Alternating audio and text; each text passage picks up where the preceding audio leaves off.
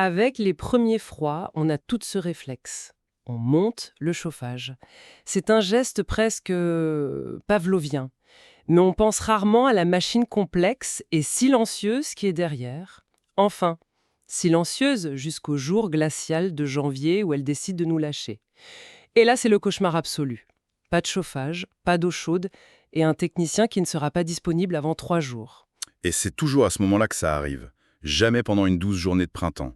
C'est la loi de Murphy appliquée au confort domestique, quoi. Exactement. Et c'est pour éviter ce scénario catastrophe qu'on se penche aujourd'hui sur une question qui a l'air simple, mais qui est en fait pleine de nuances, l'entretien de notre système de chauffage. Pour cette discussion, on s'appuie sur un document très éclairant qui s'appelle Annual Heating System Care, Efficiency and Safety. Et notre mission, c'est de décortiquer cet argumentaire pour un entretien annuel, de comprendre si c'est vraiment indispensable ou juste une précaution un peu exagérée. On va explorer ce qui se cache vraiment derrière cette recommandation. Ce qui est frappant dans ce document, c'est que ce n'est pas une simple checklist technique. Il présente l'entretien comme une véritable stratégie de gestion de son domicile, une approche préventive. Et elle s'articule autour de 4 grands axes, 4 piliers qui se renforcent les uns les autres. La sécurité, bien sûr, mais aussi la performance et le confort, la longévité de l'équipement et au final, l'impact sur notre portefeuille. C'est une vision à 360 degrés. Très bien alors, allons-y.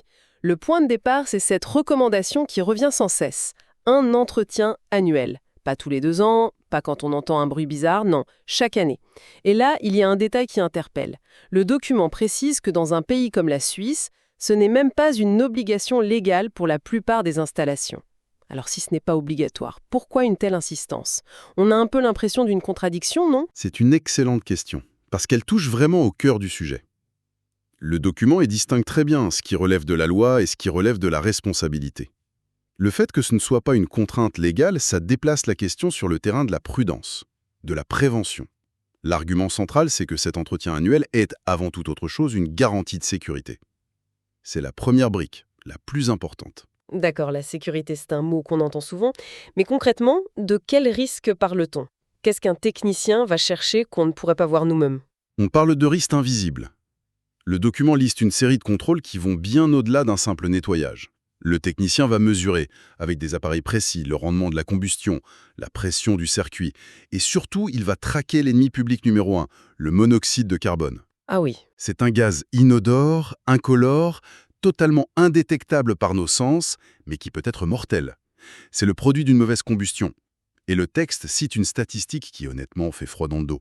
Une chaudière mal entretenue peut voir son risque d'émission de monoxyde de carbone augmenter de façon exponentielle, après seulement 2 saisons de chauffe sans contrôle. 2 saisons, c'est très peu? Très peu. Donc cet entretien, c'est vraiment un bouclier invisible pour les habitants de la maison. Vu comme ça, effectivement, l'argument de la sécurité est non négociable. On ne joue pas avec ça. Donc, éviter le pire, c'est la priorité absolue. Mais une fois ce risque écarté, le document ne s'arrête pas là. Il passe à une autre idée, obtenir le meilleur de son installation. C'est ça. Une fois la sécurité assurée, on entre dans le domaine de l'optimisation. Comment faire en sorte que le système fonctionne non seulement sans danger, mais de manière optimale. Et en lisant le document, je suis tombée sur un terme qui a piqué ma curiosité, le désembouage. Le texte affirme qu'un désembouage planifié peut permettre au circuit de retrouver sa performance d'origine. Ça sonne assez radical. De quoi s'agit-il exactement? C'est un très bon exemple de l'aspect très concret de l'entretien. Le désembouage, c'est littéralement une opération de nettoyage en profondeur du circuit d'eau de chauffage. Avec le temps, l'eau qui circule dans les tuyaux et les radiateurs, qui sont souvent en métal, elle finit par se charger de particules, de rouille, de dépôts de calcaire. C'est ce mélange qu'on appelle la boue. Ce n'est pas de la terre, bien sûr, mais une sorte de pâte corrosive. D'accord, je vois. Et j'imagine que cette boue ne reste pas sagement dans un coin. Exactement.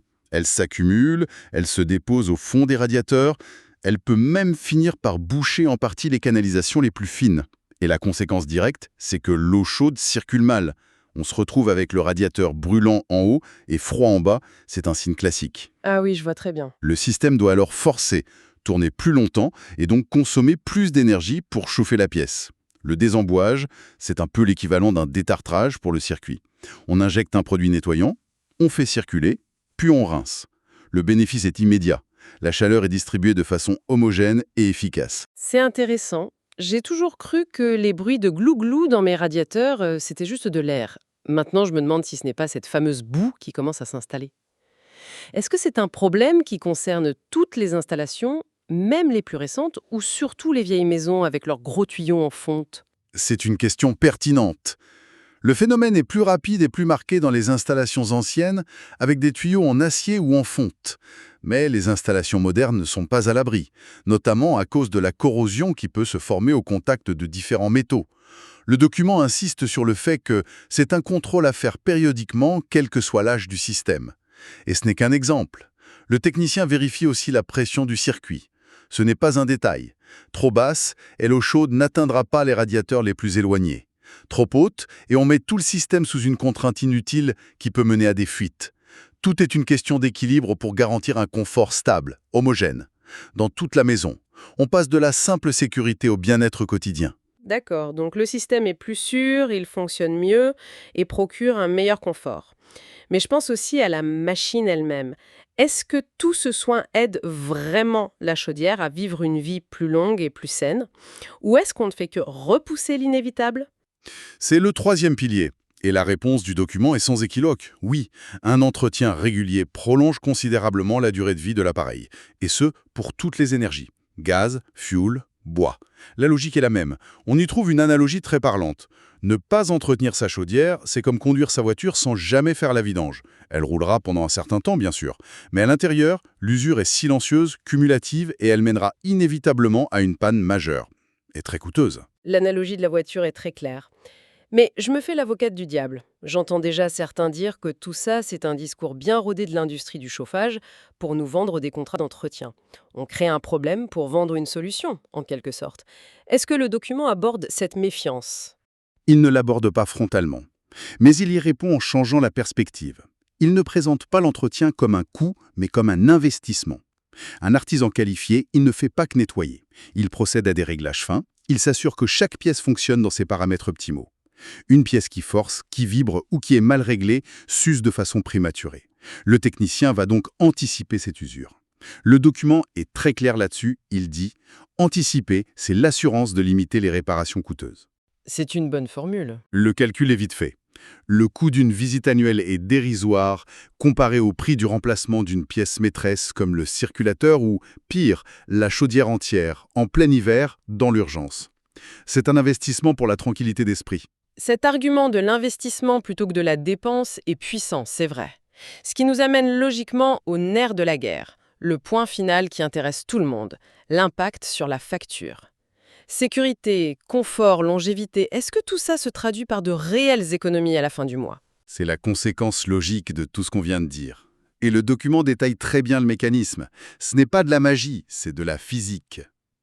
Premièrement, une combustion propre est une combustion plus efficace. Un brûleur bien réglé et sans suie va extraire le maximum d'énergie du combustible. Moins de gaspillage, donc une consommation qui baisse. Deuxièmement, une régulation bien calibrée évite la surconsommation. Une chaudière qui chauffe trop ou qui s'allume et s'éteint sans arrêt gaspille une énergie folle. C'est l'optimisation du rendement en somme. Exactement. Et troisièmement, on en revient à notre histoire de boue. Un circuit propre où l'eau circule librement permet à la chaleur d'atteindre les radiateurs plus vite et plus uniformément. La chaudière a donc moins besoin de fonctionner pour maintenir la température demandée. Chaque élément de l'entretien contribue à l'édifice global des économies. Le texte donne même un chiffre assez marquant.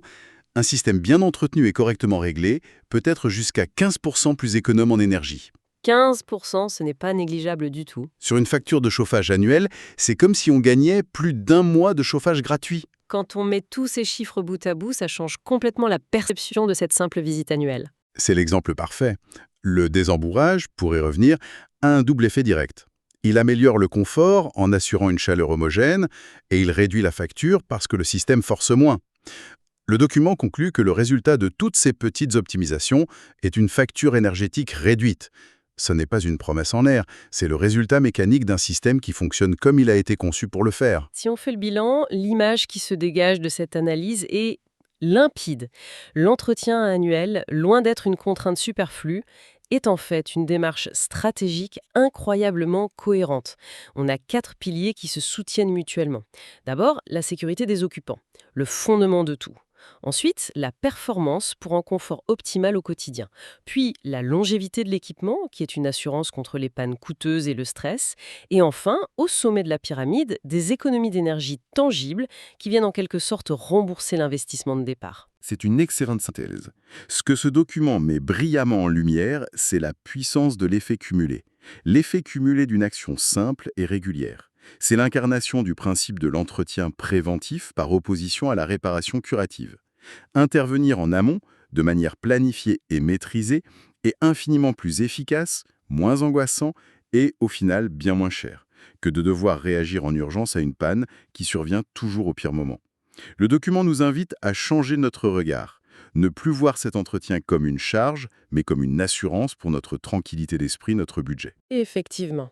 Et ce document, avec son argumentaire très rationnel, soulève une question qui va au-delà du chauffage.